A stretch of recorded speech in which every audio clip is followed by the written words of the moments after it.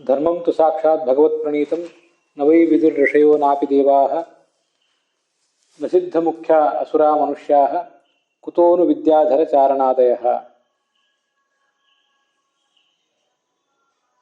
ಭಾಗವತ ಸಾರೋದ್ಧಾರದ 239ನೇ ಶ್ಲೋಕದ ವಿಸ್ತೃತವಾದ ವ್ಯಾಖ್ಯಾನವನ್ನು ನಾವೆಲ್ಲರೂ ಕೂಡ ಆಲಿಸ್ತಾ ಇದ್ದೇವೆ. ತತ್ರ ಭಾಗವತಾನ್ ಧರ್ಮಾನ್ ಶಿಕ್ಷೇದ್ ಗುರುವಾತ್ಮದೈವತಃ ಅಮಾಯಯಾನುವೃತ್ಯ ತುಷ್ಯೇದ್ ಆತ್ಮಾತ್ಮದೋ ಹರಿಹಿ. ಅನೇಕ ಭಾಗವತ ಧರ್ಮಗಳನ್ನು ನಾವು ಗುರುವಿನ ಮೂಲಕ ಕಲಿಬೇಕು ಅಂತ ಕೂಡ ಬಂದಿದೆ. ಅದರಲ್ಲಿ ಈ ಹಿಂದೆ ಅನೇಕ ಧರ್ಮಗಳ ಸೂಕ್ಷ್ಮ ಏನು ಅಂತನ್ನೋದನ್ನು ನಾವು ನೋಡಿದ್ದೇವೆ.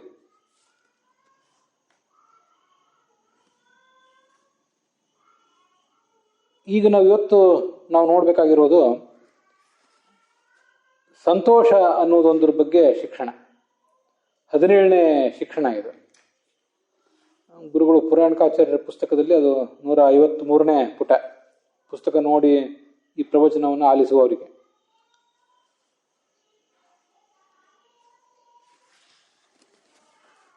ಸಂತೋಷ ಅನ್ನುವ ಶಿಕ್ಷಣವನ್ನು ನಾವು ಹೇಗೆ ಪಡ್ಕೋಬೇಕು ಅದನ್ನು ಗುರುಗಳಿಂದ ಕಲಿಬೇಕು. ನಾನು ಈ ಕಳೆದ ದಿವಸ ಹಿಂದೆ ಹೇಳಿದ್ದೆ, ನಾನು ಚೀರವಸನ ಅಂತ ಅನ್ನೋದ್ರ ಬಗ್ಗೆ ಹೇಳಿದ್ದೆ.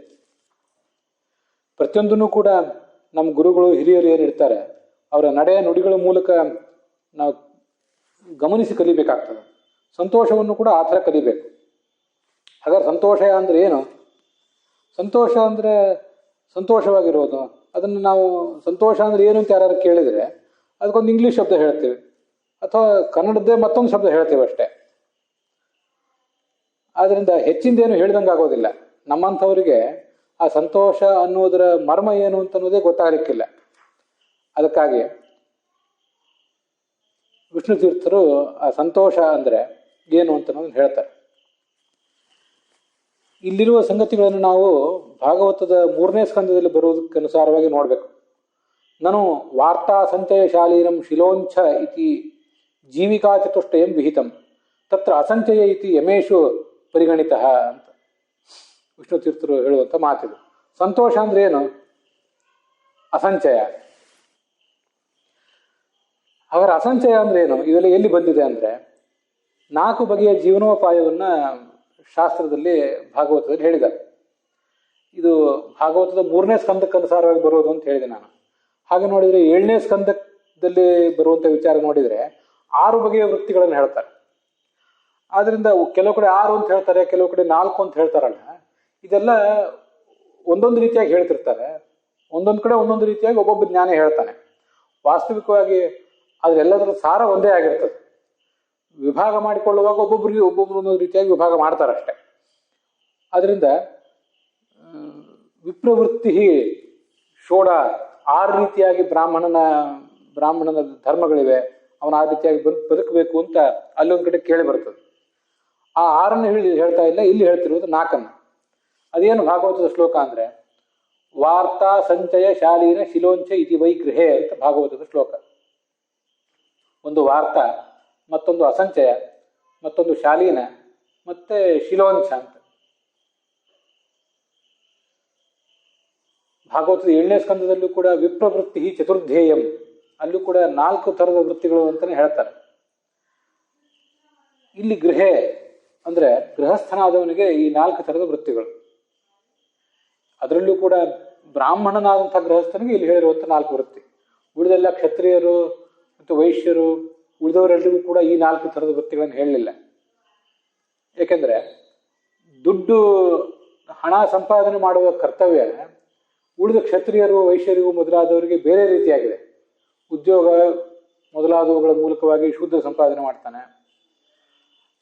ವ್ಯಾಪಾರ ಮತ್ತು ಕೃಷಿ ಇತ್ಯಾದಿಗಳ ಮೂಲಕವಾಗಿ ವೈಶ್ಯ ಸಂಪಾದನೆ ಮಾಡ್ತಾನೆ. ರಾಜ್ಯಾಡಳಿತದ ಮೂಲಕ ಧನ ಸಂಪಾದನೆ ಮಾಡ್ತಾನೆ ಕ್ಷತ್ರಿಯ. ಧನ ಸಂಪಾದನೆಗೆ ನಿರ್ದಿಷ್ಟವಾದ ಮೂಲ ಇಲ್ಲ. ಇಷ್ಟೇ ಧನ ಸಿಕ್ಕಬೇಕು ನನಗೆ ಅಂತ ಆಲೋಚನೆ ಮಾಡಿ ಧನ ಸಂಪಾದನೆ ಮಾಡುವ ಅವಕಾಶ ಬ್ರಾಹ್ಮಣನಿಗಿಲ್ಲ. ಅದಕ್ಕಾಗಿ ಈ 4 ಅವನಿಗೆ ಹೇಳಿದ್ದಾರೆ: ವಾರ್ತಾ, ಅಸಂಚಯ, ಶಾಲೀನ ಮತ್ತು ಶಿಲೋಂಚ ಅಂತ. ಅವುಗಳನ್ನು ಬೇರೆ ಬೇರೆ ಸಂದರ್ಭದಲ್ಲಿ ನಾವು ನೋಡಿದ್ದೇವೆ. ಇಲ್ಲಿ ವಾರ್ತಾ ಅಂದ್ರೆ ಏನು?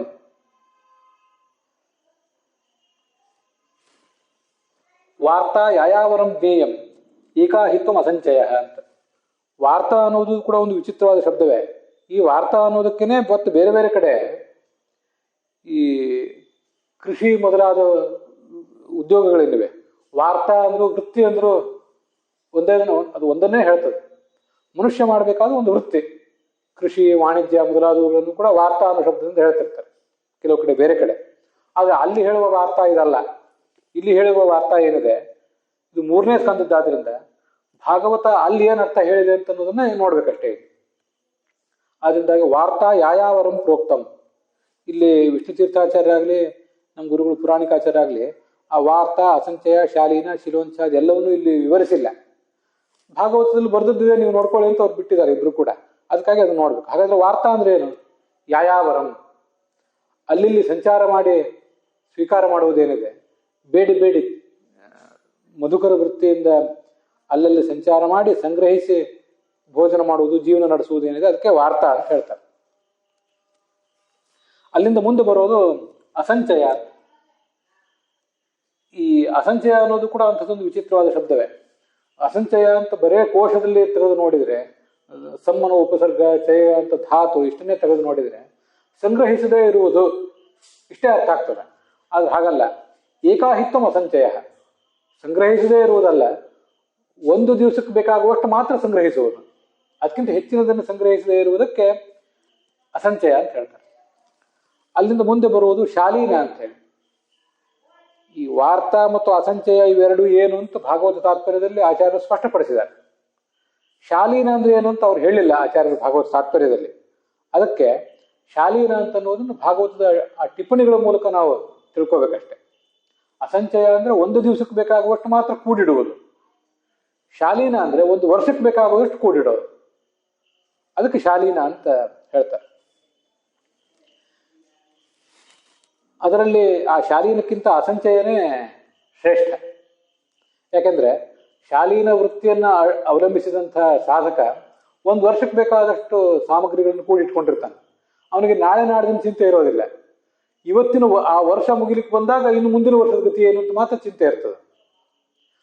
ಅಥವಾ ಚಿಂತೆ ಅವನ ಎದುರಿಗೆ ಬರ್ತದೆ, ಆ ಚಿಂತೆ ಅವನನ್ನ ವಿಚಲಿತನನ್ನಾಗಿ ಮಾಡ್ತದೋ ಇಲ್ಲೋ ಅನ್ನೋ ವಿಷಯ ಬೇರೆ. ಅಂತೂ ಅವನಿಗೆ ಮುಂದೆ ಇರುವ ಕಾಳಜಿ ನಾನು ಹೇಳಿದೆ. ಆದರೆ ಇವತ್ತಿಗೆ ಬೇಕಾದನ್ನು ಮಾತ್ರ ಕೂಡಿಡುವುದು ಅನ್ನೋದೇನಿದೆಯಲ್ಲ, ಅದು ಇನ್ನೂ ಹೆಚ್ಚು ಕಠಿಣವಾದ್ದು.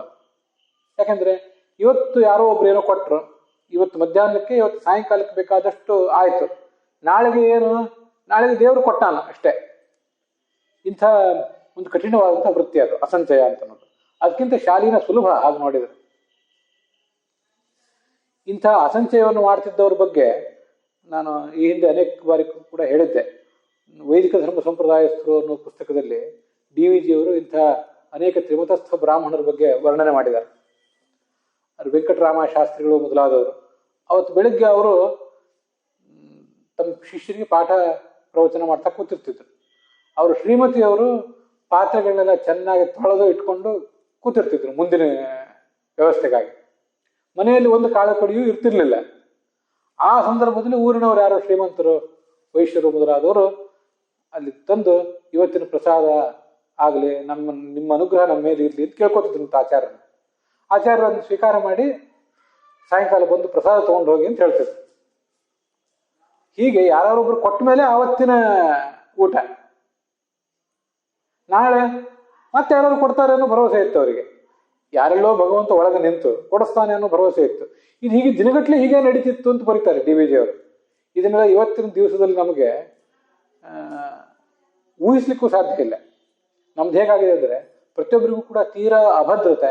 ನಾಳೆ ಏನು, ನಮ್ಮ ಮಕ್ಕಳು ನಾಳೆ ಏನು, ನಾಡ್ದೇನು, ಮುಂದಿನ ತಿಂಗಳು, ಮುಂದಿನ ವರ್ಷ ನಮ್ಮ ಮಕ್ಕಳ ಗತಿ ಏನು, ಮೊಮ್ಮಕ್ಕಳ ಗತಿ ಏನು ಅನ್ನೋ ಚಿಂತೆಯಲ್ಲೇ ನಾವು ಮುಳುಗಿಬಿಟ್ಟಿದ್ದೇವೆ. ಅಸಜ್ಜಮಾನಸ್ಯ ದಾರೇಶು ಗೃಹೇಶು ಅಂತ ಭಾಗವತ ಒಂದ್ ಕಡೆ ನಮ್ಮನ್ನು ಹಾಸ್ಯ ಮಾಡ್ತದೆ. ದುರಂತ ಚಿಂತೆಯ ಮಮೈಷ ಕಾಲೋಜಿತ ನಿಷ್ಫಲೋಗತಃ. ಮುಚುಕುಂದ ಮಹಾರಾಜ ಹೇಳೋ ಮಾತದ, ನಮ್ಮ ಕಾಲ ವ್ಯರ್ಥ ಆಗಿ ಹೋಯ್ತು ಅಂತ.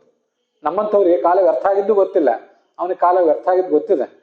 ಮಮೈಷ ಕಾಲೋಜಿತ ನಿಷ್ಫಲೋಗತಃ ರಾಜ್ಯಶ್ರೀಯೋನ್ನದ್ಧ ಮದಸ್ಯ ಭೂಪತೇ. ರಾಜ್ಯ ಸಂಪತ್ತೊಂದು ಕೈಯಲ್ಲಿದೆ, ನಾನು ಭೂಪತಿ, ಅದರಲ್ಲಿ ನಮ್ದು ಈ ಕಾಲ ಎಲ್ಲ ಮುಳುಗೋಗಿದೆ. ಮತ್ತೆ ಆಸಜ್ಯಮಾನಸ್ಯ ಸುತೇಶು ದಾರ ಕೋಶೇಶು, ಕೋಶ, ಖಜಾನೆ, ಹೆಂಡತಿ, ಮಕ್ಕಳು, ಇದರಲ್ಲಿ ನಾನು ಮುಳುಗಿ ಹೋಗಿದ್ದೇನೆ. ದುರಂತ ಚಿಂತೆಯ, ಕೊನೆಯಿಲ್ಲದ ಚಿಂತೆ ನಮಗೆ. ಅವರಿಗೆ ಇವತ್ತಿನ ದಿವಸದ ಮಾತ್ರ ದೇವರು ಹೇಗೋ ಕೊಡ್ತಾನೆ ಅಂತ ಆಲೋಚನೆ ಇರ್ತಿತ್ತು. ಅವತ್ತಿನ 2 ಊಟ ಆದ್ರೆ ಮುಗಿದು ಹೋಗ್ತಿತ್ತು. ನಮಗೆ ಅದು ದಿನಗಳು, ಪಕ್ಷಗಳು, ತಿಂಗಳು, ನಮ್ಮ ಜೀವಮಾನ, ಮಕ್ಕಳ ಜೀವಮಾನ, 3 ತಲೆಮಾರು ಕೂತು ತಿಂದ್ರು ಕರಗದಷ್ಟು ಆಸ್ತಿಯನ್ನು ಮಾಡಿಟ್ರು ನಮಗದು ಮುಗಿಯೋದಿಲ್ಲ. ನಮ್ಮ ಪರಿಸ್ಥಿತಿ ಹೀಗಿದೆ. ಆದ್ರೆ ಇಂಥವ್ರು ಕೆಲವರು ಇರ್ತಿದ್ರು ಅನ್ನೋದನ್ನ ನಾವು ತಿಳ್ಕೋಬೇಕು. ಕೊನೆ ಪಕ್ಷ ಅದು ಅಂಥ ಕಥೆಗಳನ್ನ ನಾವು ಕೇಳಿದಾಗ ಅದು ನಮ್ಮ ಮನಸ್ಸನ್ನು ಸ್ವಲ್ಪ ನಮ್ಮ ದುರಹಂಕಾರ, ನಮ್ಮ ಚಿಂತೆ, ನಮ್ಮ ದುರಾಸೆ, ಇದಕ್ಕೆಲ್ಲ ಒಂದು ಸಣ್ಣ ಪ್ರಿಕ್ ಕೊಡ್ಲಿಕ್ಕೆ ಸಾಧ್ಯ. ಅದಕ್ಕಾಗಿ ಅದನ್ನು ತಿಳ್ಕೋಬೇಕು. ಹೀಗಿದು ಅಸಂಚಯ. ವಾರ್ತಾ ಅಂದ್ರೆ ಬೇಡಿ ತಿನ್ನೋದು, ತಿಳಿದು ತಿನ್ನುವುದು. ಇದು ಏನು ಕಡಿಮೆ ಸಂಗತಿ ಅಲ್ಲ. ಯಾಕಂದ್ರೆ ಅಲ್ಲಿ ಹೋಗಿ ಯಾರನ್ನಾದ್ರು ಬೇಡ್ಲಿಕ್ಕೆ ನಮ್ಗೆ ಅನುಕೂಲ ಆಗ್ತದ? ಇವತ್ತು ನಮ್ಮ ಅಭಿಮಾನ ನಮ್ಮನ್ನು ಬಿಡ್ತದ? ಆದ್ರೆ ಅದೇನು ದೊಡ್ಡದಾಗಿರ್ಲಿಲ್ಲ ಅವರಿಗೆ. ಯಾಕೆಂದ್ರೆ ಈ ಜಗತ್ತಿನಲ್ಲಿ ಯಾರು ಏನು ನಾವು ಯಾರಲ್ಲೇ ಎಲ್ಲೇ ಹೋಗಿ ಬೇಡಿದ್ರು ಕೂಡ ಕೊಡುವುದು ಒಳಗಿದ್ದ ದೇವರೇ ಕೊಡೋದು. ಆದ್ರಿಂದ ಇವತ್ತಿನ ನಮಗೆ ಭೋಜನದ ವ್ಯವಸ್ಥೆ ಆಗಬೇಕು, ಒಂದಿಷ್ಟು ಕಾಳು ಕಡಿ ಕೊಡಿ ಅಂತ ಕೇಳುವುದು ಅವ್ರಿಗೇನು ಅಭಿಮಾನ ಕುಂದೇನು ಅನ್ನಿಸ್ತಿರ್ಲಿಲ್ಲ ಆಗಿನ ಕಾಲದ ಜನರಿಗೆ. ಅಂಥ ನಿಸ್ಪೃಹರು ಇರ್ತಿದ್ರು ಅವರು. ಮತ್ತೆ ಅವ್ರು ಬೇಡಿದಾಗ ಅದಕ್ಕಿಂತ ಹೆಚ್ಚಿನದನ್ನು ಬೇಡ್ತಿರ್ಲಿಲ್ಲ. ಅದಕ್ಕಾಗಿ ಅವ್ರಿಗೆ ಬೇಡುವ ಧೈರ್ಯವೂ ಇರ್ತಿತ್ತು, ಕೊಡುವವರಿಗೆ ಕೊಡುವ ಔದಾರ್ಯವೂ ಇರ್ತಿತ್ತು. ಇವತ್ತು ನಾವು ನಿಮ್ಮಂಥವ್ರು ಏನಾದರೂ ಯಾರ್ದಾರು ಮನೆಗೆ ಬೇಡಿ ಬದುಕ್ತೀವಿ ಅನ್ನೋದನ್ನ ಕಲ್ಪನೆ ಮಾಡ್ಕೊಳ್ಳಿಕ್ಕೆ ನಮ್ಗೆ ಸಾಧ್ಯ ಇಲ್ಲ. ಮತ್ತೆ ನಾವಂಥವ್ರು ಯಾರು ಬೇಡ್ಲಿಕ್ಕೆ ಹೋದಾಗ ಅವ್ರು ನಮ್ಮ ತಿರಸ್ಕಾರದಿಂದಲೂ ಕಂಡುಬಿಡ್ತಾರೆ. ನಮ್ಮ ಜೀವಮಾನದಲ್ಲಿ 10-20 ವರ್ಷ 20-30 ವರ್ಷದ ಹಿಂದೆ ಇದೆಲ್ಲ ಇರ್ತಿತ್ತು. ಅದು ಇವತ್ತು ನಮ್ಮ ಜೀವಮಾನದಲ್ಲಿ ಇಲ್ಲಂತಾಗಿ ಹೋಗಿದೆ. ಮುಂದೆ ಬರೋದು ಶಿಲವಂಶ ಅಂತ, ಕೊನೆಯದು 4ನೇದು. ಅಲ್ಲಿ ವಾಸ್ತವಿಕವಾಗಿ ಶಿಲಾ ವಂಶ ಅಂತ ಅವೆರಡು ಬೇರೆ ಬೇರೆ. ಆದ್ರೆ ಅವ್ರು 4ನ್ನ ಪರಿಗಣನೆ ಮಾಡಿದ್ದಾರೆ. ಆದ್ರಿಂದ ವಾರ್ತಾ 1, ಅಸಂಚಯ 1, ಶಾಲೀನ 1, ಶಿಲಾ ಮತ್ತು ವಂಶ ಇವೆರಡನ್ನು ಕೂಡ ಒಂದೇ ಅಂತ ಪರಿಗಣನೆ ಮಾಡಿಬಿಟ್ಟಿದ್ದಾರೆ. ಇದು ಇನ್ನೂ ಕಷ್ಟದ್ದು. ವಾರ್ತಾ ಅಂದ್ರೆ ಯಾರನ್ನಾದ್ರೂ ಉಳ್ಳವ್ರ ಮನೆಗೆ ಹೋಗಿ ಬೇಡೋದು. ಅವ್ರು ಸ್ವಲ್ಪ ಅನುಕೂಲಸ್ಥರು ಅಂತ ಕಂಡ್ರೆ ಅವ್ರ ಮನೆಗೆ ಹೋಗೋದು, ಸ್ವಲ್ಪ ಕೊಡಿ ಅಂತ ಕೇಳೋದು. ಅವ್ರು ಕೊಡೋ ಬುದ್ಧಿ ಉಳ್ಳವರು ಆಗಿರ್ತಿದ್ರು. ಆದ್ರೆ ಈ ಶಿಲೋಂಶ ಮಾಡುವವರಿಗೆ ಬೇಡುವ ಪ್ರವೃತ್ತಿಯೂ ಇಲ್ಲ. ಅದು ಹಿಂದೆ ಮಹಾಭಾರತದ ಪ್ರವಚನದಲ್ಲಿ ಅನೇಕ ಬಾರಿ ಹೇಳಿದ್ದೆ. ಇನ್ನೊಂದು ಬಾರಿ ಅದು ನೋಡ್ಬೇಕು. ಶಿಲಾ ಮತ್ತು ಉಂಚ, ಅದರಲ್ಲಿ ಶಿಲಾ ಮತ್ತು ಉಂಚ ಅಂದ್ರೆ ಏನು? ಒಬ್ಬ ಬೇಸಾಯಗಾರ ತನ್ನ ಜಮೀನಿನಲ್ಲಿ ಬೆಳೆ ಬೆಳೆದು ಅದನ್ನೆಲ್ಲ ಕಟಾವು ಮಾಡ್ಕೊಂಡು ಹೋಗಿದ್ದಾನೆ. ಅವನು ಹೋದ ಮೇಲೆ ತನ್ನ ಮನೆಗೆ ಅದನ್ನೆಲ್ಲ ಸಾಗಿಸ್ಬೇಕು. ಇನ್ನೂ ಅವನ ಜಮೀನಲ್ಲಿ ಅಲ್ಲಿ ಉಳಿದಿರಬಾರ್ದು ಅದು ಫಸಲು. ಗಾಡಿ, ಎತ್ತಿನ ಗಾಡಿ ಹೇರಿ ಅದನ್ನ ಮನೆಗೆ ಸಾಗಿಸಿರ್ಬೇಕು. ಅವನು ಹೋದ್ಮೇಲೆ ಈ ವ್ಯಕ್ತಿ ಸಾಧಕ ಆ ಜಮೀನಿಗೆ ಹೋಗ್ಬೇಕು. ಅಲ್ಲಿ ಕೆಲವು ತೆನೆ ಉಳಿದಿರ್ತಾವಲ್ಲ ಇನ್ನೂ ಕೂಡ. ಆಕಸ್ಮಿಕ 1-2 ತೆನೆ, ಸಾವಿರಾರು ತೆನೆಗಳ ಪೈಕಿ 10,000 ತೆನೆಗಳ ಪೈಕಿ 1-2 ತೆನೆ ಉಳಿದಿರ್ತವೆ. ಅಂತ ಕೆಲವು ಆಯ್ದು ಬಿದ್ದ ಉಳಿದ ತೆನೆಗಳನ್ನ ಇವನು ತನ್ನ ಮನೆಗೆ ತರಬೇಕು. ಆ ಕಾಳನ್ನು ಬೇರ್ಪಡಿಸ್ಬೇಕು, ಅದನ್ನ ಹಿಟ್ಟು ಮಾಡಬೇಕು, ತಿನ್ಬೇಕು. ಎಷ್ಟು ಸಾಮಾನ್ಯವಾಗಿ ರೈತರು ಇದನ್ನ ನಾನು ಕೂಡ ಸಮೀಪದಿಂದ ನೋಡಿದ್ದೀನಿ, ನೀವೇ ನೋಡಿರ್ತೀರಿ. ಅದು ಯಾವುದನ್ನು ಕಾಳು ತೆನೆ ಹಾಗೆ ಅವರು ವ್ಯರ್ಥ ಆಗ್ಲಿಕ್ಕೆ ಬಿಡೋದಿಲ್ಲ. ಪ್ರತಿಯೊಂದನ್ನು ಗಮನ ಇಟ್ಟು ಅವರು ಆಯ್ಕೊಂಡೇ ಹೋಗ್ತಾರೆ. ಆದರೆ ಅಂಥದ್ದು ಕಣ್ಣು ತಪ್ಪಿ ಏನಾದರೂ ತೆನೆ ಬಿದ್ದಿದೆ, ಎಷ್ಟು ಬಿದ್ದಿರ್ಲಿಕ್ಕೆ ಸಾಧ್ಯ? ಏನು ಚೀಲಗಟ್ಟಲೆ ಬೀಳೋದು ಸಾಧ್ಯ ಇಲ್ಲ. ಬಿದ್ದಿರೋದೇ ಅಲ್ಪ. ಅದನ್ನು ತಗೊಂಡು ಇವನ್ ಜೀವನ ನಡೆಸ್ಬೇಕು. ಇದು ಒಂದು. ಉಂಚಃ ಕಣಶಾಧಾನಂ, ಅದರಲ್ಲಿ ಮತ್ತೊಂದು ಇನ್ನೊಂದು ಏನಂದ್ರೆ, ತೆನೆಯನ್ನೇ ಆಯ್ಕೆ ಮಾಡ್ಕೊಂಡು ಬರೋದೇನಿದೆಯಲ್ಲ, ತೆನೆ ಆಯ್ಕೆ ಮಾಡ್ಕೊಂಡು ಬಂದಾಗ ನಮಗೆ ಸಂಗ್ರಹ ಹೆಚ್ಚಾಗ್ತದೆ. ಯಾಕೆಂದ್ರೆ ಒಂದು 10-20 ತೆನೆಗಳು ಸಿಕ್ಕಾಗ ನಮಗೆ ಸಿಗೋ ಸಂಪತ್ತು, ಸಿಗೋ ಕಾಳು ಹೆಚ್ಚಾಗ್ತದೆ. ಅದಕ್ಕಾಗಿ ಅದಕ್ಕಿಂತಲೂ ಕಠಿಣವಾದ ಮತ್ತೊಂದು ವೃತ್ತಿ ಇದೆ. ಅದೇನಂದ್ರೆ ಉಂಚ ಅಂತ. ತೆನೆಗಳನ್ನು ಆಯ್ಕೆ ಮಾಡ್ಕೊಂಡು ಹೋಗುವಂತೆ ಇಲ್ಲ. ಯಾಕೆಂದ್ರೆ ಇವತ್ತು ಬೇಸಾಯಗಾರ ಕಟಾವು ಮಾಡ್ಕೊಂಡು ಮನೆಗೆ ಹೋಗಿದ್ದಾನೆ ಎತ್ತಿನ ಗಾಡಿ ಹೇರ್ಕೊಂಡು. ನಾಳೆ ಮತ್ತೊಂದು ಜಮೀನಿಗೆ ಬರ್ತಾನೆ, ಅಳಿದು ಬಿದ್ದ ತೆನೆಗಳಿದ್ರೆ ತೊಗೊಂಡು ಹೋಗ್ತಾನೆ. ಅದಾದ್ಮೇಲೆ ಕೆಲವು ಕಾಳು ಬಿದ್ದಿರ್ತದಲ್ಲ, ಕಾಳನ್ನು ಮಾತ್ರ ತಗೊಂಡು ಹೋಗೋದು. ಕಾಳನ್ನು ಮಾತ್ರ ತಗೊಂಡು ಹೋಗೋದು ಒಂದು ಕಠಿಣವಾದ ವೃತ್ತಿ. ತೆನೆಗಳನ್ನು ಮಾತ್ರ ತಗೊಂಡು ಹೋಗೋದು ಇನ್ನೊಂದು. ತೆನೆಗಳನ್ನು ತಗೊಂಡು ಹೋಗಿ ಬದುಕುವುದಕ್ಕಿಂತ ಕಾಳನ್ನು ಮಾತ್ರ ತೆಗೆದುಕೊಂಡು ಹೋಗುವುದೇನಿದೆ ಅದು ಮತ್ತಷ್ಟು ಕಠಿಣವಾದಂತಹ ವೃತ್ತಿ. ಇಂಥ ವೃತ್ತಿಯಿಂದ ಬದುಕೋರೆಲ್ಲ ಆಗಿನ ಕಾಲಕ್ಕೆ ಇರ್ತಿದ್ರು. ದ್ರೋಣ ಆಗಿರ್ತಿದ್ರು. ಅದನ್ನ ನಾವು ನೋಡಿದ್ದೀವಿ. ಶಿಲೋಂಚ ವೃತ್ತಿಯಿಂದ ಅವರು ಬದುಕ್ತಿದ್ರು ಅಂತ. ಶಿಲೋಂಚ ವೃತ್ಯ ಪರಿತುಷ್ಟ ಚಿತ್ತ ಮಯರ್ಪಿತಾತ್ಮ ಗೃಹೇವ ತಿಷ್ಠನ್. ಅಂಥವನ ಶಕ್ತಿ ಹೇಗಿರ್ತದೆ ಅಂತ ಅನ್ನೋದನ್ನ, ಅಂಥವನಿಗೆ ವೈರಾಗ್ಯ ಹೇಗಿರ್ತದೆ ಅನ್ನೋದನ್ನ ಭಾಗವತದಲ್ಲಿ ಬೇರೆ ಶ್ಲೋಕದಲ್ಲಿ ನಾವು ನೋಡಿದ್ದೀವಿ. ವಿಷ್ಣು ತೀರ್ಥಾಚಾರ್ಯರು ತಮ್ಮ ಯಾವುದೋ ಒಂದು ಪ್ರಕರಣದಲ್ಲಿ ಆ ಒಂದು ಶ್ಲೋಕನೂ ಕೂಡ ಸೇರಿಸ್ಕೊಂಡಿದ್ದಾರೆ. ಹೀಗೆ 4 ಬಗೆಯ ಜೀವನೋಪಾಯ ಇರ್ತದೆ. ಇದನ್ನ ವಿಪ್ರರಿಗೆ ಶಾಸ್ತ್ರ ವಿಧಾನ ಮಾಡಿದೆ. ಕ್ಷತ್ರಿಯ ವೈಶ್ಯರು ಮೊದಲಾದವರಿಗೆ ಮಾಡಿದ್ದಲ್ಲ, ಇದನ್ನ ವಿಪ್ರರಿಗೆ ಮಾಡಿದ್ದಿದೆ. ಇವರಲ್ಲಿ ಇವಿಷ್ಟು 4ರಲ್ಲಿ ಅಸಂಚಯ ಅಂತನ್ನುವುದನ್ನ ಯಮದಲ್ಲಿ ಪರಿಗಣನೆ ಮಾಡಿದ್ದಾರೆ. ಯಮ ನಿಯಮ ಇತ್ಯಾದಿ ಏನಿವೆ ಅಲ್ಲ, ಹಿಂದೆ ನಾವು ತಂತ್ರಸಾರಕ್ಕೆ ಅನುಸಾರವಾಗಿ ನೋಡಿದ್ದೀವಲ್ಲ, ಅಲ್ಲಿ ಯಮದಲ್ಲಿ ಇದನ್ನು ಸೇರಿಸಿದ್ದಾರೆ. ಹಾಗಾದ್ರೆ ಉಳಿದ 3 ಮಾಡಬಾರದು ಅಂತ ಆಯ್ತು. ಯಮ ನಾವು ಮಾಡಬೇಕಾದ ಯಮ ನಿಯಮ ಮೊದಲಾದವುಗಳನ್ನು ನಾವು ಯಾವ ಅರಿತುಕೊಂಡು ಅಳವಡಿಸ್ಕೋಬೇಕು, ಅದರಲ್ಲಿ ಇದು ಸೇರಿದೆ ಶಿಲೋಂಚ. ಹಾಗಾದ್ರೆ ಉಳಿದ 3 ಮಾಡಬಾರ್ದು ಅಂತ ಆಯ್ತು.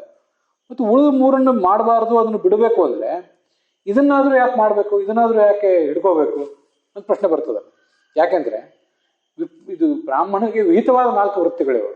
ಆ ವಿಹಿತವಾದ 4ರಲ್ಲಿ ಒಂದನ್ನು ಮಾತ್ರ ತಗೊಂಡಿದ್ದಾರೆ, ಇನ್ನು 3 ಬಿಟ್ಟಿದ್ದಾರೆ. ಯಾಕೆ ಇವ್ರನ್ನು ಉಳಿದು 3 ಬಿಡಬೇಕು ಅಂದ್ರೆ ಇದನ್ನೂ ಯಾಕೆ ಬಿಡಬಾರದು ಅಂತೆಲ್ಲ ನಮಗೆ ಪ್ರಶ್ನೆ ಬರೋದು ಸಾಧ್ಯತೆ ಇದೆ.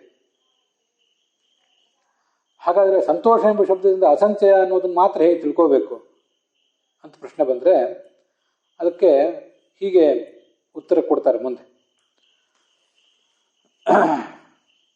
ಅಯಂ ಆಶಯ ಚತುರ್ವಿಧಾ ಅಪಿ ಗ್ರಾಹ್ಯಾ ಇವ ತಥಾಪಿ ನ ತತ್ಕಥನಂ ವ್ಯಸನಿತಯ ಕ್ರಿಯತೆ. ವಾರ್ತಾ, ಅಸಂಚಯ, ಶಾಲೀನ ಮತ್ತು ಶಿಲೋಂಚ ಅನ್ನುವಂಥ 4 ವೃತ್ತಿಗಳು ಕೂಡ ಅವು ಗ್ರಾಹ್ಯನೇ. ಅಲ್ಲಿ ಅಸಂಚಯ ಒಂದನ್ನ ಸಂತೋಷ ಅಂತ ಪರಿಗಣಿಸಿ ಅದನ್ನು ಯಮದಲ್ಲಿ ಹೇಳಿದ್ದೇನಿದೆಯಲ್ಲ,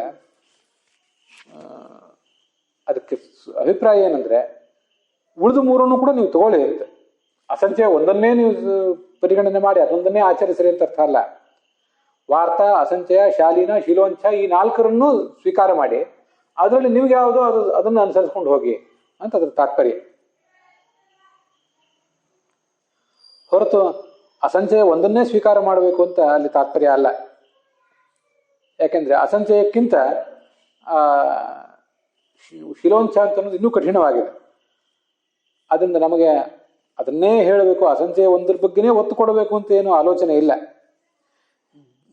ಅತ್ರ ಆಹಾರಾರ್ಥಂ ಕರ್ಮ ಕುರಿಯಾದ ನಿಂದ್ಯಂ. ತುಂಬಾ ಸುಂದರವಾದಂತಹ ಒಂದು ಸುಭಾಷಿತ ಇದು. ಇದು ಭಾಗವತದಲ್ಲೂ ಕೂಡ ಬೇರೊಂದು ರೀತಿಯಿಂದ ಇದೇ ಬರ್ತದೆ. ಆಹಾರಕ್ಕಾಗಿ ಮನುಷ್ಯ ಏನಾದರೂ ಒಂದು ಕರ್ಮ ಮಾಡಬೇಕು. ಕ್ಷತ್ರಿಯ ಆಗಲಿ, ವೈಶ್ಯ ಆಗಲಿ, ಶೂದ್ರನಾಗಲಿ, ಬ್ರಾಹ್ಮಣನಾಗಲಿ, ಯಾರೇ ಆಗಲಿ ಬದುಕಿರುವುದಕ್ಕಾಗಿ ಕರ್ಮ ಮಾಡಬೇಕು. ಅತ್ರ ಆಹಾರಾರ್ಥಂ ಕರ್ಮ ಕುರಿಯಾದ ನಿಂದ್ಯಂ. ಕುರಿಯಾದ ಆಹಾರಂ ಪ್ರಾಣಸಂಧಾರಣಾರ್ಥಂ. ಆಹಾರ ಯಾಕೆ ಅಂದ್ರೆ ಬದುಕಿರುವುದಕ್ಕಾಗಿ ಆಹಾರ. ಇಲ್ಲಿ ಹೋದ್ರೆ ಆಹಾರನೇ ಸ್ವೀಕಾರ ಮಾಡುವುದನ್ನು ನಾವು ನಿಲ್ಲಿಸಿಬಿಟ್ರೆ ಸತ್ತೋಗಿಬಿಡ್ತೇವೆ. ಅಂತೂ ಬದುಕಿರುವುದು ಮುಖ್ಯ. ಬದುಕಿರುವುದಕ್ಕಾಗಿ ತಿನ್ನುವುದಕ್ಕಾಗಿ ಬದುಕುವುದಲ್ಲ ಅವರಿಗೆ.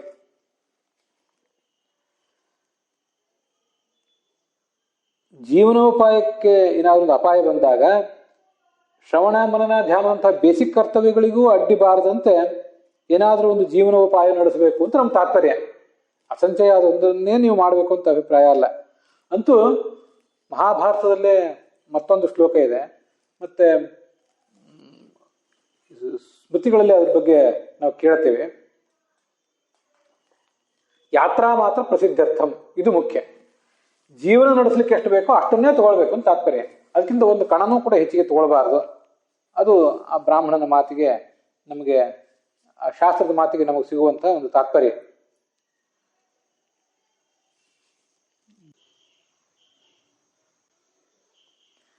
ಯಾತ್ರಾ ಸಂಕೋಚಮನ್ವಿಚ್ಛನ್ ನಲಭೇ ಧನ ವಿಸ್ತರಂ ಧನಲಾಭೇ ಪ್ರವೃತ್ತಸ್ತು ಬ್ರಾಹ್ಮಣ್ಯಾದೇವ ಹೀಯತೆ ಅಂತ. ಅಂತೂ ವೃತ್ತಿ ಸಂಕೋಚಮನ್ವಿಚ್ಛನ್, ಒಟ್ಟಾರೆ ನಮ್ಮ ಜೀವನೋಪಾಯ ಏನಿದೆ, ಜೀವನೋಪಾಯ ಅಂತ ಸಂಕುಚಿತವಾಗಿರ್ಬೇಕು, ಬಹಳ ವಿಸ್ತೃತವಾಗಿರಬಾರ್ದು. ಜೀವನೋಪಾಯ ವಿಸ್ತೃತ ಆಗುವುದು ಅಂದ್ರೆ ಏನರ್ಥ? ಹೆಚ್ಚು ಕೆಲಸಗಳನ್ನು ನಾವು ಮಾಡೋದು, ದುಡಿಯೋದು, ಅದಕ್ಕಾಗಿ ನಮಗೆ ಬರುವಂತಹ ಆದಾಯನೂ ಹೆಚ್ಚಾಗೋದು ಅಂತ ಅರ್ಥ. ಹೆಚ್ಚಿನ ಆದಾಯವನ್ನು ಅಪೇಕ್ಷಿಸಿ ಹೆಚ್ಚಿನ ದುಡಿಮೆಗೆ ನಾವು ತೊಡಗಬಾರ್ದು ಅಂತ ಅದ್ರ ತಾತ್ಪರ್ಯ. ನಲಭೇ ಧನ ವಿಸ್ತರಂ. ಧನ ವಿಸ್ತಾರ ಬ್ರಾಹ್ಮಣನಿಗೆ ಹೆಚ್ಚಾಗಬಾರದು. ಧನಲಾಭೇ ಪ್ರವೃತ್ತಸ್ತು ಬ್ರಾಹ್ಮಣ್ಯಾದೇವ ಹೀಯತೆ. ಹೆಚ್ಚು ಹೆಚ್ಚಿನ ಧನಾಪೇಕ್ಷೆಗೆ ಒಳಗೆ ಬಲಿ ಬಿದ್ದು ಹೆಚ್ಚು ಹೆಚ್ಚಿನ ಸಂಪಾದನೆಗೆ ಯಾರು ತೊಡಗ್ತಾನಲ್ಲ ಅವನು ಬ್ರಾಹ್ಮಣ್ಯಾದೇವ ಹೀಯತೆ, ಬ್ರಾಹ್ಮಣ್ಯವನ್ನು ಕಳ್ಕೋತಾನ ಅವನು ಅಂತ ಅಲ್ಲಿರುವಂಥ ಮಾತು. ಹಾಗಾದ್ರೆ ಸಂತೋಷಂ ಶಿಕ್ಷೇತ್ ಅಂದ್ರೆ ಏನರ್ಥ? ಸಂತೋಷಂ ಏನಕ್ಕೇನಚಿತ್ ಅಂತ ಭಾಗವತದಲ್ಲಿ 11ನೇ ಸ್ಕಂದದಲ್ಲಿ ಒಂದ್ ಕಡೆ ಕಂಡು ಬರ್ತದೆ. ಅದರಂತೆ ಯಾವುದೇ ಜೀವನ ವೃತ್ತಿ ದೈವಾತ್ ದೊರಕಿದ್ರೆ ಭಗವಂತ ಇಷ್ಟೊಂದು ಕೊಟ್ಟಿದ್ದಾನೆ ನಮ್ಗೆ ಇವತ್ತು, ಅದರ ಮೂಲಕ ಸಂತೃಪ್ತರಾಗಿ ಬದುಕಿದ್ದೀವಿ, ಇಷ್ಟು ಅವನ ಆಲೋಚನೆ ಇರಬೇಕು ಅಂತ ಅದ್ರ ತಾತ್ಪರ್ಯ. 4 ವೃತ್ತಿಗಳ ಪೈಕಿ ಇದೊಂದನ್ನೇ ಅನುಸರಿಸಬೇಕು, ಉಳಿದುದನ್ನು ಬಿಡಬಾರದು, ಉಳಿದುದನ್ನ ಬಿಟ್ಟು ಹಾಕಬೇಕು ಅಂತ ತಾತ್ಪರ್ಯ ಏನೂ ಇಲ್ಲ. ಹೀಗೆ ಜೀವಮಾನದಲ್ಲಿ ಅವನು ತೃಪ್ತನಾಗಿದ್ರೆ ಅವನ ಉಪಾಸನೆಗೆ ವಿಘ್ನ ಬರೋದಿಲ್ಲ. ಇದರ ವಿವರಗಳನ್ನು ನಾವು ಮುಂದೆ ಹೇಳುವವರಿದ್ದೀವಿ ಅಂತಾರೆ. ಇದು ಬಹಳ ಮಹತ್ವದ ಸಂಗತಿ. ತಥಾ ಸತ್ಯೇವ ಉಪಾಸಾಯ ವಿಘ್ನೋ ನ ಭವೇತ್ ಇದು ಅನ್ಯದ್ ವಕ್ತವ್ಯಂ ತತ್ ಪ್ರಾಗೇವ ಉಕ್ತಂ ವಕ್ಷತೆ ಚ. ಮುಂದೂ ಹೇಳುವವರಿದ್ದೀವಿ. ನಮಗಿವತ್ತು 108 ವಿಘ್ನಗಳು. ಯಾಕೆ ವಿಘ್ನಗಳು ಇಷ್ಟು? ನಮ್ಮ ವಿಘ್ನಗಳಿಗೆ ಮೂಲ ಕಾರಣ ಏನು ಅಂತನ್ನೋದನ್ನ ತಿಳಿದು ಹೇಳಿದ್ರೆ ವಿಷ್ಣು ತೀರ್ಥಾಚಾರ್ಯರು. ತಿಳಿದು ಅಂದ್ರೆ ನಮಗೆ ತಿಳಿಸ್ಲಿಕ್ಕಾಗಿ ಅವ್ರು ಹೇಳಿದ್ರು ಅಷ್ಟೆ. ಪ್ರಾಯೇಣ ಅಲ್ಪಾಯುಷಾಮರ್ತ್ಯಾ ಮಂದಭಾಗ್ಯಾ ಹಿ ಉಪದ್ರುತಾ ಅಂತ ಭಾಗವತ ನಮ್ಮನ್ನ, ಇವರು ಮಂದಭಾಗ್ಯರು, ಕಲಿಯುಗದಲ್ಲಿರುವಂಥ ಜನರ ಇವರ ಭಾಗ್ಯ, ಇವರ ಫಾರ್ಚುನೇ ಬಹಳ ಕಡಿಮೆ. ಮಂದಭಾಗ್ಯಾ ಮಂದಾಯುಷಾ ಅಲ್ಪಾಯುಷಾ ಮಂದಮತಯ ಸುಮಂದಮತಯ ಮತ್ತು ಉಪದ್ರುತ. ಒಂದಲ್ಲ ಒಂದು ಉಪದ್ರವ ಇವರಿಗೆ ಯಾರಿಗೂ ಯಾವತ್ತೂ ಕೂಡ ಅಂಟಿಕೊಂಡಿರ್ತದೆ. ಮತ್ತೆ ನಾನಾ ಥರದ ವಿಘ್ನಗಳು. ನಾನು ವೈಯಕ್ತಿಕವಾಗಿ ನನ್ನ ಜೀವಮಾನವನ್ನೇ ಸಾಕಷ್ಟು ಪರಿಶೀಲಿಸಿ ವಿಚಾರ ಮಾಡಿದಾಗ ಬೇರೆಯವ್ರ ಬಗ್ಗೆ ಹೇಳಬೇಕಾದ ಅಗತ್ಯ ಇಲ್ಲ. ನಮ್ಮ ಬಗ್ಗೆ ನಾವು ಆತ್ಮವಿಮರ್ಶೆ ಮಾಡಿಕೊಂಡ್ರೆ ಸಾಕು. ಉಳಿದೆಲ್ಲ ಕೆಲಸಗಳು ನಿರ್ವಿಘ್ನವಾಗಿ ಸಾಕ್ತವೆ. ಊಟ ಆಗ್ತದೆ, ಕಾರ್ಯಕ್ರಮಗಳಾಗ್ತವೆ, ವೈಭವ ಆಗ್ತದೆ, ಎಲ್ಲ ಜೀವನ ಉಳಿದೆಲ್ಲ ನಡೀತದೆ, ಯಾವುದೂ ನಿಲ್ಲೋದಿಲ್ಲ. ಆದರೆ ಶ್ರವಣ ಮನನ ಧ್ಯಾನ ಕೊನೆಗೆ ಕೂತು ಬರೋದು ಅದಕ್ಕೆ. ಎಲ್ಲದಕ್ಕೆ ಸಮಯ ಎಲ್ಲೆಲ್ಲೋ ಹೋಗಿಬಿಡ್ತದೆ. ಕೊನೆಗೆ ಇವತ್ತು ನಮಗೆ ಸಮಯ ಸಾಕಾಗಲಿಲ್ಲ ಪ್ರವಚನ ಮಾಡಲಿಕ್ಕೆ ಅಥವಾ ಪ್ರವಚನ ಕೇಳಲಿಕ್ಕೆ, ಸಮಸ್ಯೆ ಬರೋದು ಅಲ್ಲಿಗೆ. ಶ್ರವಣ ಮನನ ಧ್ಯಾನಕ್ಕೆ ಕೂತು ಬರೋದು, ಉಳಿದೆಲ್ಲ ಸಾಂಗವಾಗಿ ನಡೀತದೆ. ಪರೀಕ್ಷೆ ಆಗೋದು ಅಲ್ಲೇ. ಯಾವತ್ತೂ ಕೂಡ ಏಕಾದಶಿ ಒಂದನ್ನು ಬಿಟ್ಟರೆ ನಮಗೆ ಊಟಕ್ಕೆ ಯಾವತ್ತೂ ಕೂತು ಬರೋದಿಲ್ಲ. ಇವತ್ತು ಊಟ ಇಲ್ಲದಂತ ಆಯ್ತು ನನಗೆ ಅಂತ ಯಾವ ಸ್ಥಿತಿ ಬರೋದಿಲ್ಲ. ಹಿಂದೆ ಯಾವುದೋ ಕಾಲಕ್ಕೆ ರಾಘವೇಂದ್ರ ಸ್ವಾಮಿಗಳ ಕಾಲದಲ್ಲಿ ಊಟ ಇಲ್ಲದೆ ಅನೇಕ ದಿವಸಗಳನ್ನು ಬದುಕ್ತಿದ್ರು ಅಂತೆಲ್ಲ ಕೇಳಿದೆ. ಇವತ್ತು ನಮಗೆ ಅಂತಹ ಸ್ಥಿತಿ ಏನೂ ಇಲ್ಲ. ಆದರೆ ಕುತ್ತು ಬರೋದು, ಸಮಸ್ಯೆ ಬರೋದು, ಇವತ್ತೊಂದು ದಿವಸ ಆಗಲಿಲ್ಲ ಬಿಡು ಅಂತ ಅನ್ನೋದು ಏನಿದೆ ಈ ಜ್ಞಾನ ಕಾರ್ಯಕ್ಕೆ ಮಾತ್ರ. ಅದಕ್ಕಾಗಿ ಯಾಕೆ ಈ ವಿಘ್ನಗಳು ಬರ್ತಾ ಇವೆ ಅಂತಂದ್ರೆ, ಯಾವ ವೃತ್ತಿಯ ಮೂಲಕ ನಮಗೆ ಭಗವಂತ ಒಂದಿಷ್ಟು ಕೊಟ್ಟಿದ್ದಾನೆ, ಒಂದಿಷ್ಟು ಉಣ್ಲಿಕ್ಕೆ, ನೆಮ್ಮದಿಯಿಂದ ಬದುಕಲಿಕ್ಕೆ,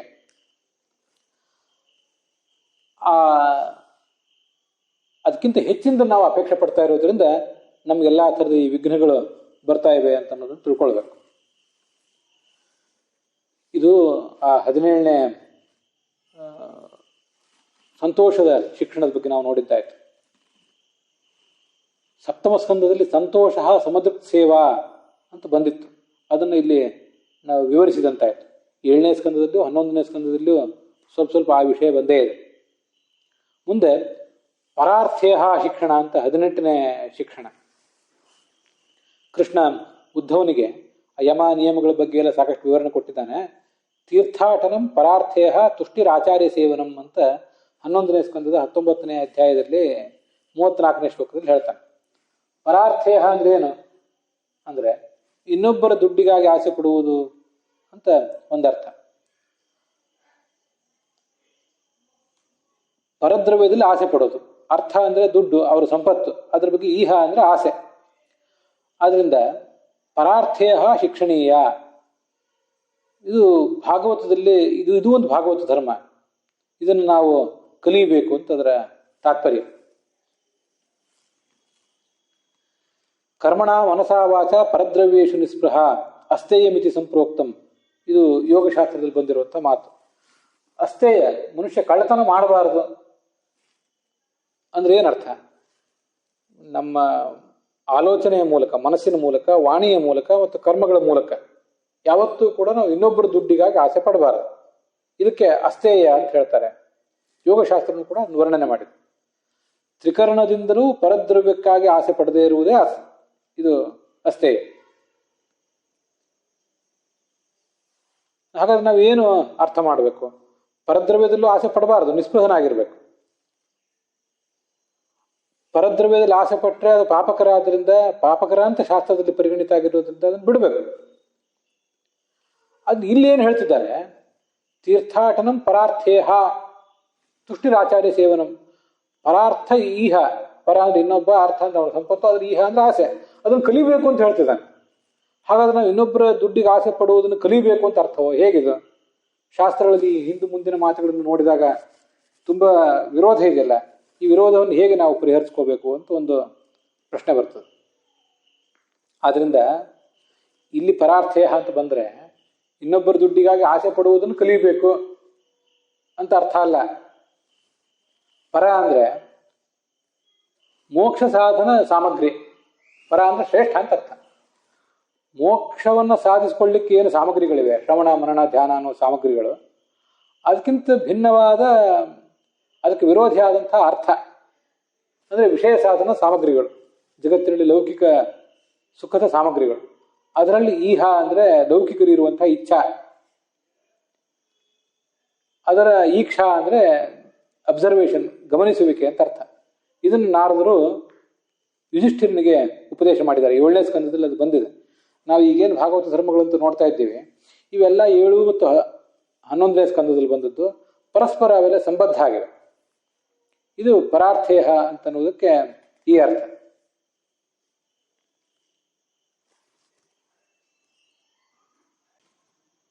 ಹಾಗಾದ್ರೆ ಅದ್ರ ಒಟ್ಟು ತಾತ್ಪರ್ಯ ಏನಾಗ್ತದಂದ್ರೆ, ಜ್ಞಾನಿಯಾದವನು ಶ್ರವಣ ಮನನ ಧ್ಯಾನ ಮೊದಲಾದ ಮೋಕ್ಷ ಸಾಮಗ್ರಿಗಳಲ್ಲಿ ತೊಡಗ್ತಾನೆ, ಅಲ್ಲಿ ಅವನ ಆಲೋಚನೆ ಇರ್ತದೆ.